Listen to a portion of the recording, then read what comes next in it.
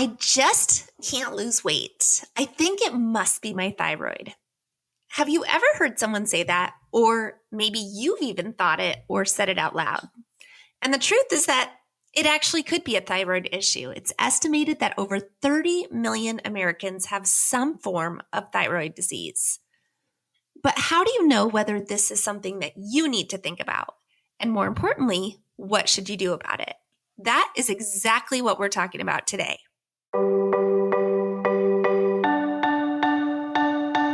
Welcome to the Ditch the Carbs podcast, brought to you by Thinlicious. I'm your host, Ruth Sukup, and here we'll talk about everything from the science of weight loss and metabolic flexibility to practical tips for making your health a priority in the midst of a very busy life. It's the perfect blend of insightful education, practical application, and good old-fashioned motivation. So buckle up, friend, because it's about to get real.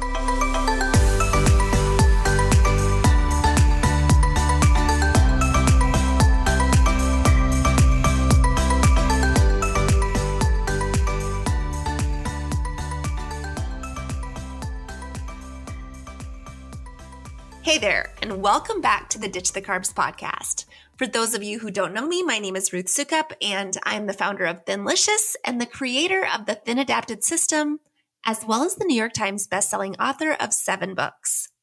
And you'll have to excuse me today because I am just getting back from a week-long team retreat / conference that I was at, and you can hear it in my voice. I'm a little congested today, but we're going to power through and we're going to get through it. Because in today's episode, we're going to be taking a deep dive into a topic that I have recently been doing a lot of research on because it's a topic that actually affects a close friend of mine, and it has made me want to know and understand a whole lot more. And honestly, everything that I've been learning about thyroid issues and specifically a condition called hypothyroidism is just so relevant to so much of what we talk about here on the Ditch the Carbs podcast and what we talk about in our Thin Adapted System program. And it's just so incredibly relevant to women's health, especially the health of women over the age of 40. But as always, anytime we are talking about medical conditions and specific health issues, I just want to start with the disclaimer that, guys, I am not a doctor. What I am going to share with you today, it is not medical advice, okay? Don't take it as that. It is my opinion based on what I've been learning from doing my own research.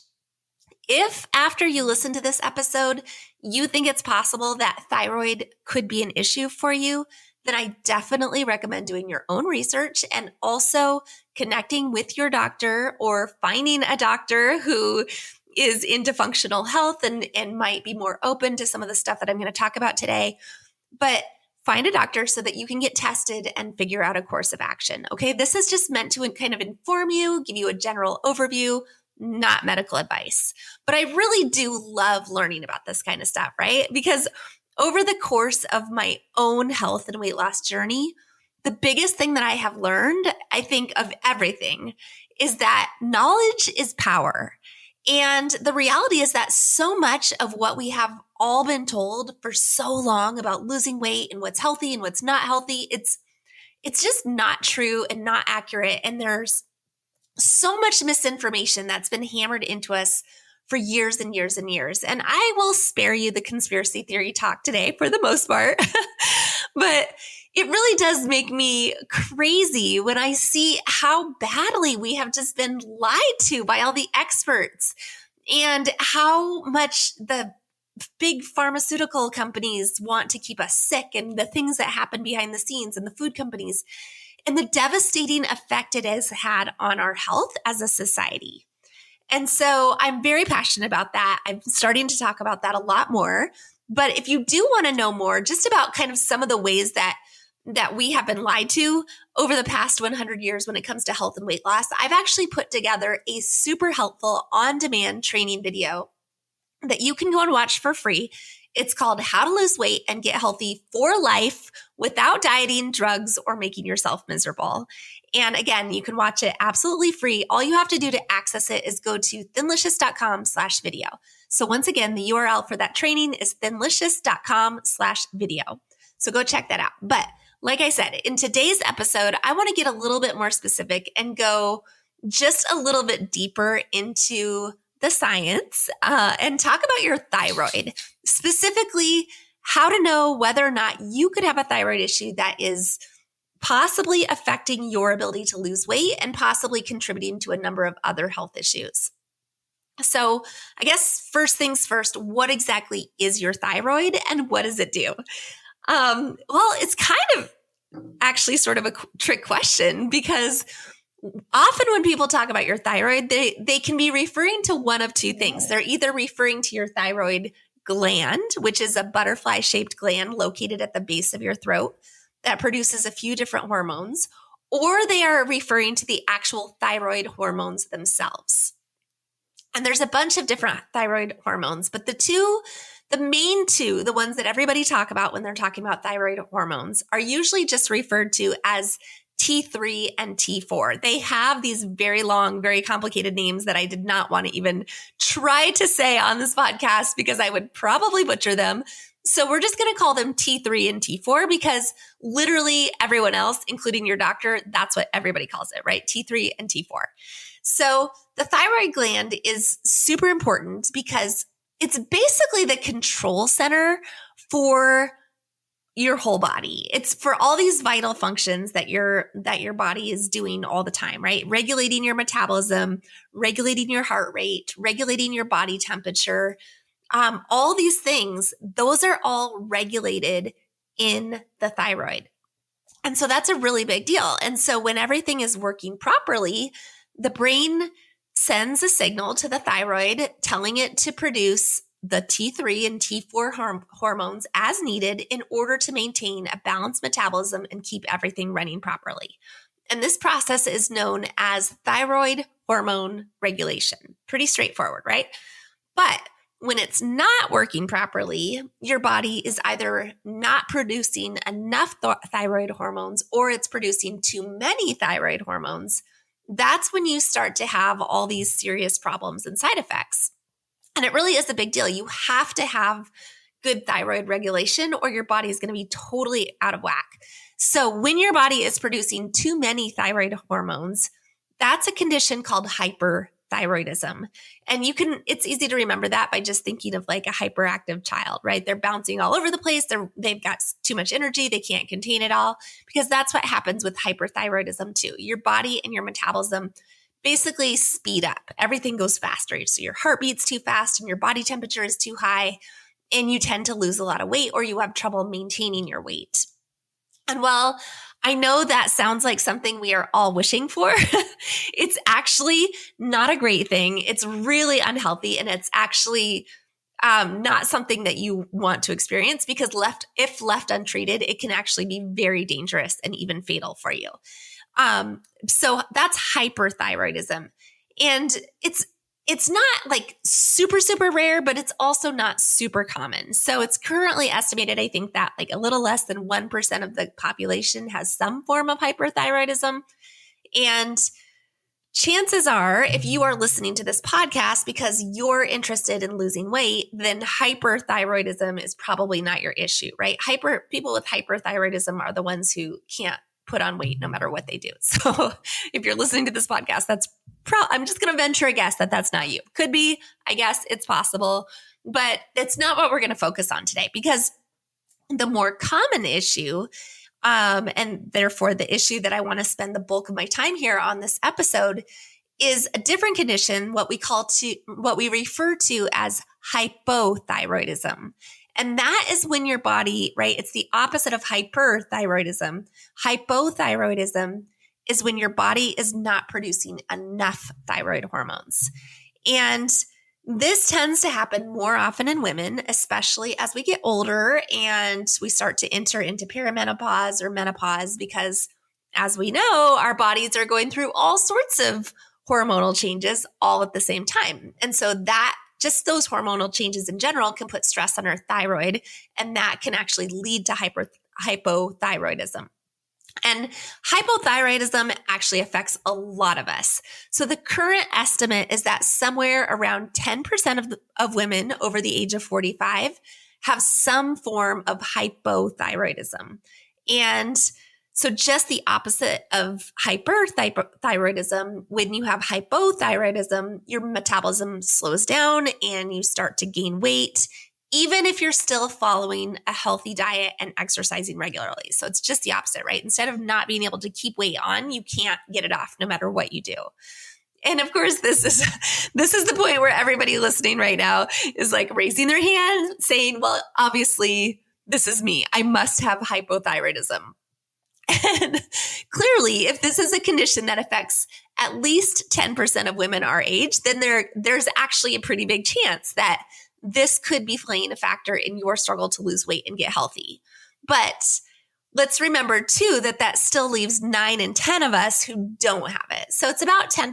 So it's very possible that this is an issue for you. And honestly, it's probably more than 10% of people who are listening to this podcast, because if you're listening to this podcast, like I said, you're struggling with losing weight, you're getting healthy, you're trying to get healthy. So it could be more of a concern. So that's a population that it might be higher. But that still leaves a lot of us that don't have a thyroid issue, right? So don't automatically jump there that, oh, I must have a thyroid issue, but it is definitely a possibility. And of course, then brings the next question, right? How do you actually know? So let's talk about some of the main symptoms that tend to indicate a specific thyroid issue.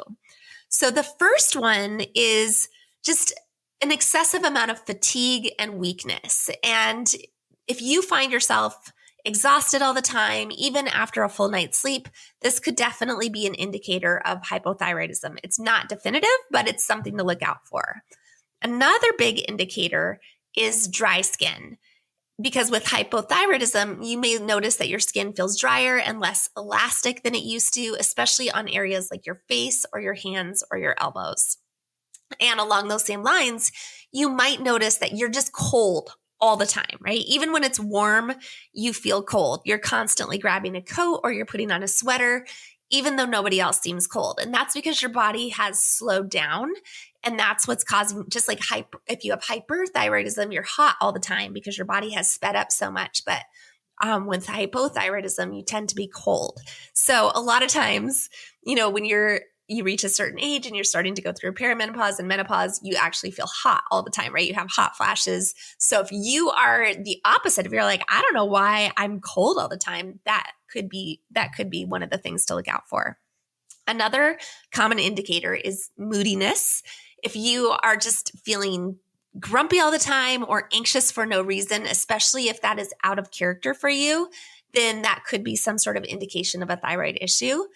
And also because not producing enough thyroid hormone tends to make your whole body slow down, you may notice that your body systems have slowed down. So that would be things like sluggish digestion, just feels like things don't process, constipation, as well as an excessively slow heart rate.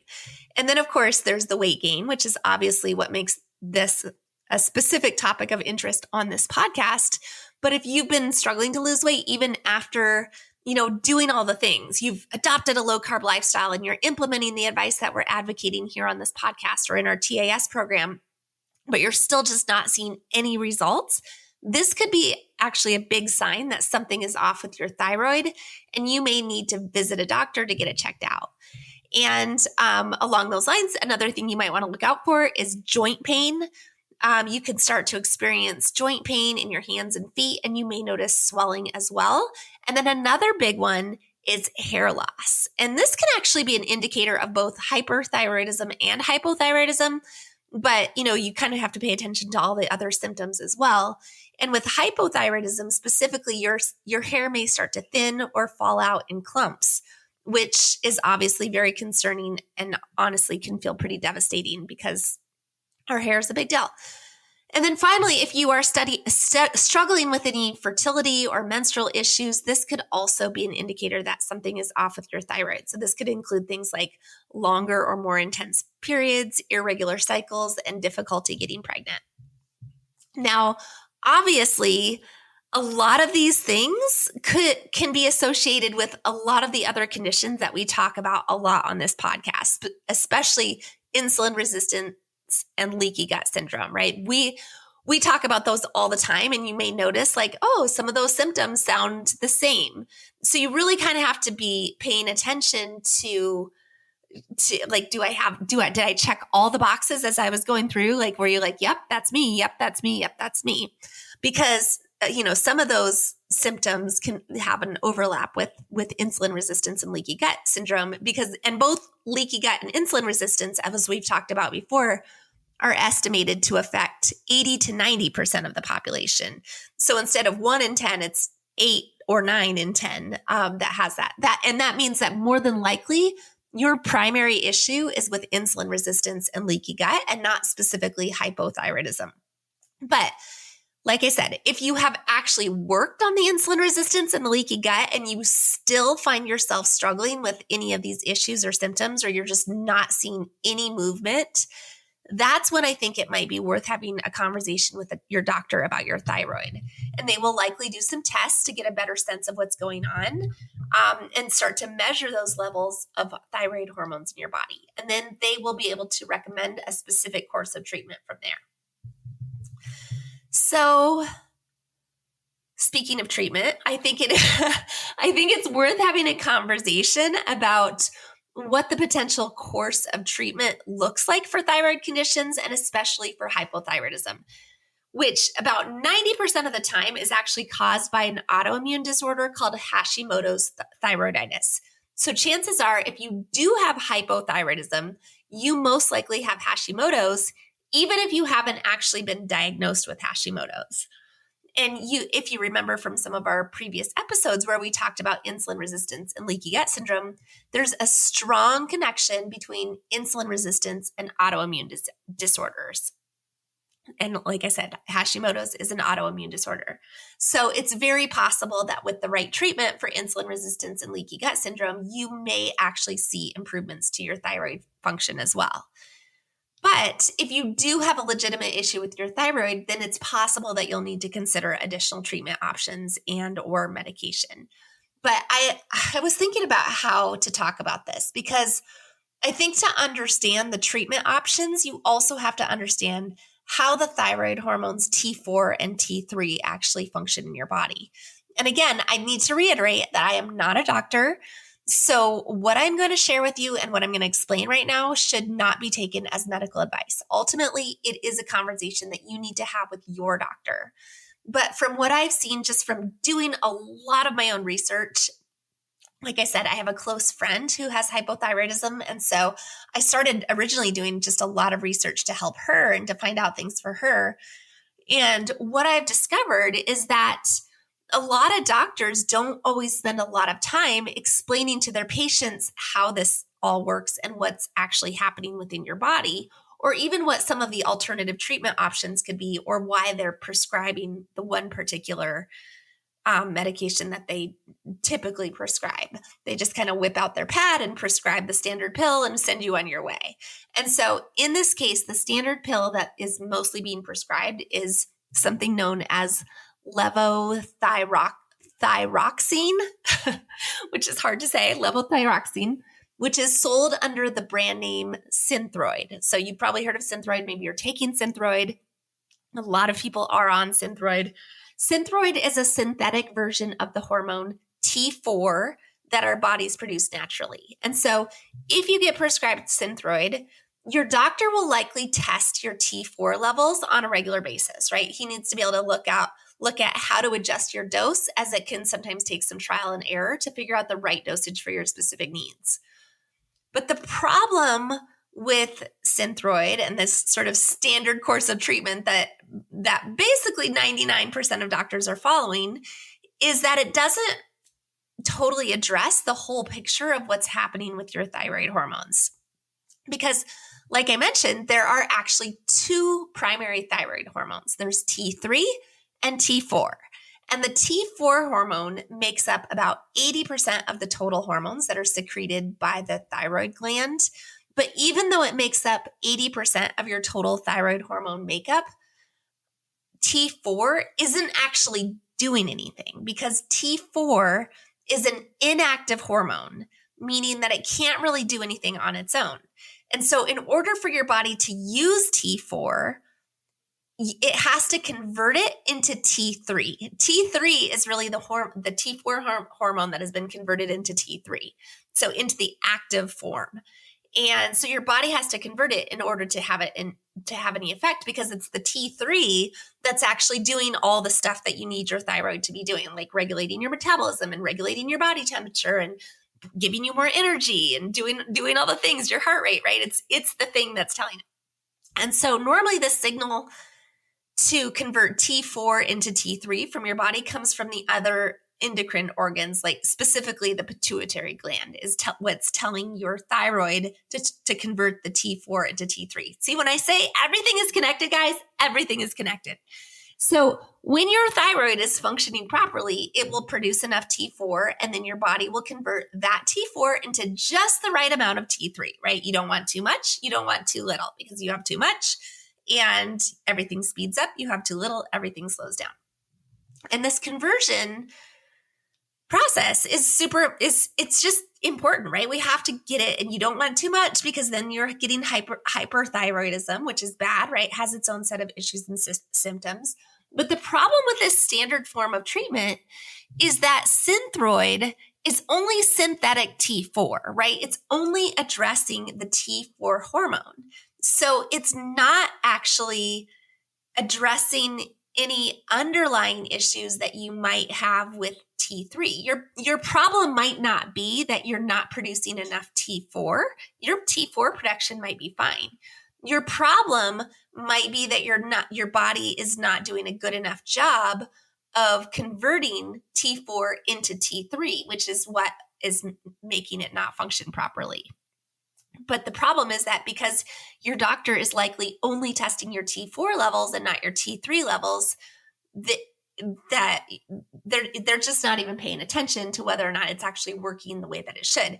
And in fact, a recent journal article by the Yale School of Medicine just did an article. This was just a couple months ago, and I will actually link to it in our blog post on this topic that we put on the blog.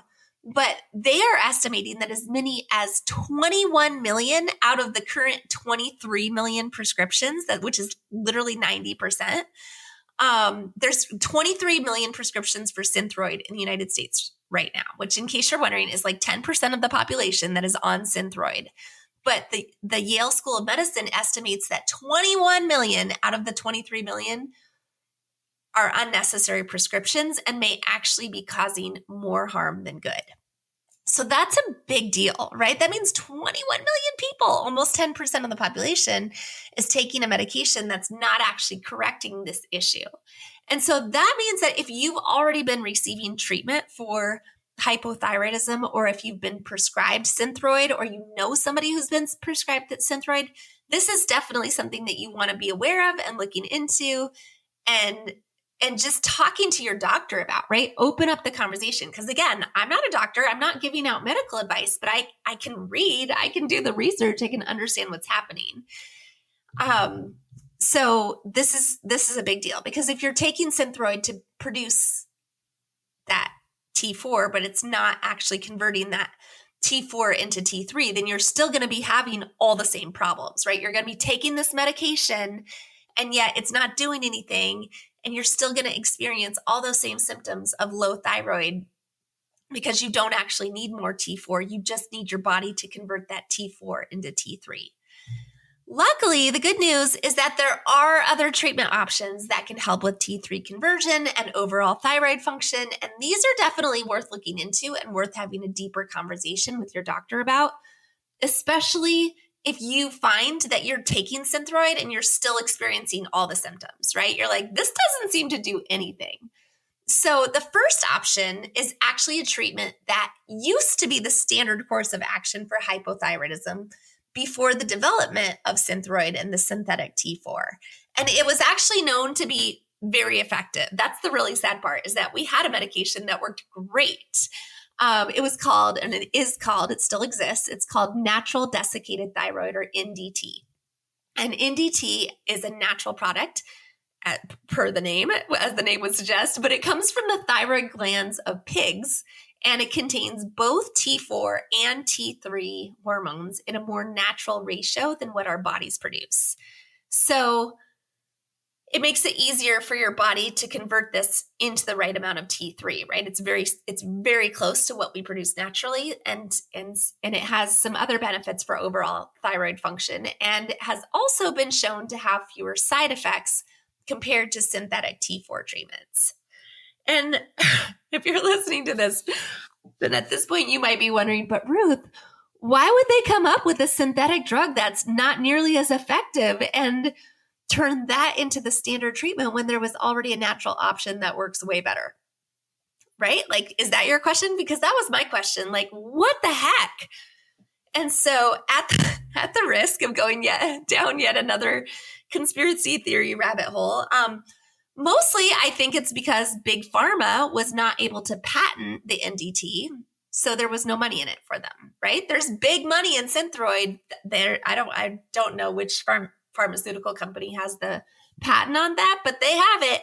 And where there's big money, there's a big budget to make sure that that is the thing that's being used, right? That's the thing that's being given to all the medical schools. That's the thing that is being given to all the doctors, and they woo the doctors. They do. I mean, I'm sorry, rabbit hole here, but suffice to say that if it were me and I was personally dealing with hypothyroidism, right? If this was my issue, I don't have hypothyroidism, knock on wood, at least not at the moment. But if I did, and I needed to consider a course of treatment for myself, after doing the research that I've done, the first thing that I would consider is the more natural option, the NDT, which has a very strong history of working really, really well.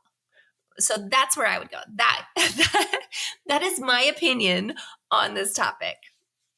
But I am a big believer in always going as natural as possible first, and trying that first. So there is another treatment option, which is to add in a T3 hormone supplement like Cytomel. This can help with the T3 conversion, and it can be used in conjunction with other thyroid medications. So the natural desiccated thyroid, the pig hormones or the pig thyroid is not the only option, but there are some other things. But it's definitely something that you want to be talking to your doctor about, right? And there are some natural supplements and lifestyle changes that can also improve your overall thyroid function and help with T3 conversion. So those include things like selenium, iodine, probiotics, and then of course, just like stress management techniques, because you lower your cortisol, that affects all the other hormones in your body. But at the very least, you should make sure that your doctor is looking at the whole picture and not just your T4 levels, right? If this is something you're already dealing with, look at your tests. Now that you understand this, make sure that you are being tested for T4 and T3. And if you're not, then ask why. Because in the end, hypothyroidism is a big deal. It's an issue that affects so many women, often without us even realizing it. But knowledge is power. And so the more that you can come to understand about your body and the different hormones and how they all work together, hopefully the better equipped you will be to actually make real and lasting changes that are going to help you feel better for life. And so now that you understand a little bit more about all these thyroid issues, what they look like and what the potential treatment options are, you will be ready to take some action as necessary in your own life. If you think this could be an issue, go get tested. And if you already know that this is an issue or you're already taking medication, then don't just settle for the standard course of treatment if it doesn't seem to be working for you. If you feel great, if you're awesome, then great, right? Then maybe it is perfect for you. But if not, start to ask questions. Have a conversation with your doctor about these alternative options and see what might work best for you and your body, because it's your health and you deserve to have all the information and options available to you. Keep learning, keep advocating for yourself. And like I said, do not be afraid to ask questions.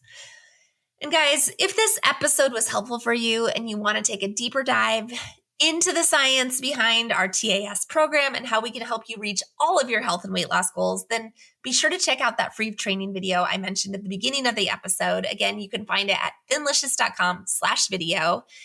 And I guess that about does it for today's episode. But If you did find this particular information of today's episode helpful, or you know anyone who's been struggling with thyroid issues, anyone who's taking medication for thyroid or any of the symptoms, just struggling with some of the symptoms that we talked about, I really encourage you to share this episode so that they can listen to. Send them a link in an email, send them a text message, share it on social, just let them know how they can find it.